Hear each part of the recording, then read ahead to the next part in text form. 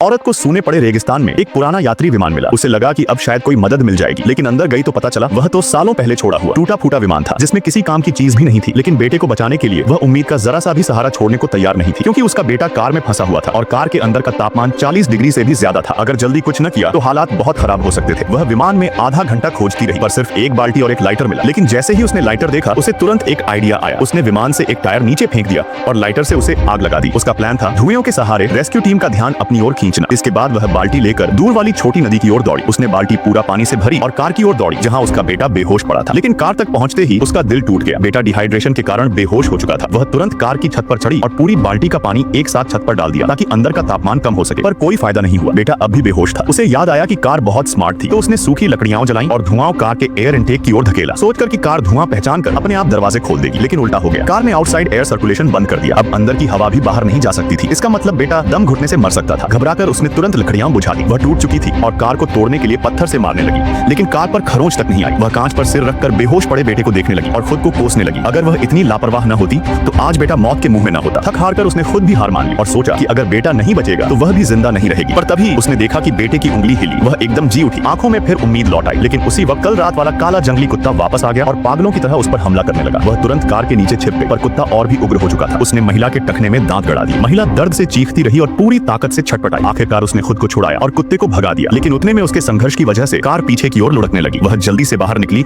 और अपनी 40 से 45 किलो की ताकत से पूरी कार रोकने की कोशिश की। इतनी हल्की औरत कार को कैसे रोकती? कार खाई की ओर सरक रही थी। तभी रास्ते में एक बड़ा पत्थर आ गया और कार उससे टकराकर रुक गई। उसने राहत की सांस ली, पर यह भी समझ गई कि अगर जल्दी दरवाजा नहीं खोला गया तो बेटा अंदर ही दम तोड़ देगा। उसने खाई के नीचे देखा और तभी उसके दिमाग में एक तेज चमक आई, एक तरीका जिससे कार का दरवाजा जरूर खुल जाएगा।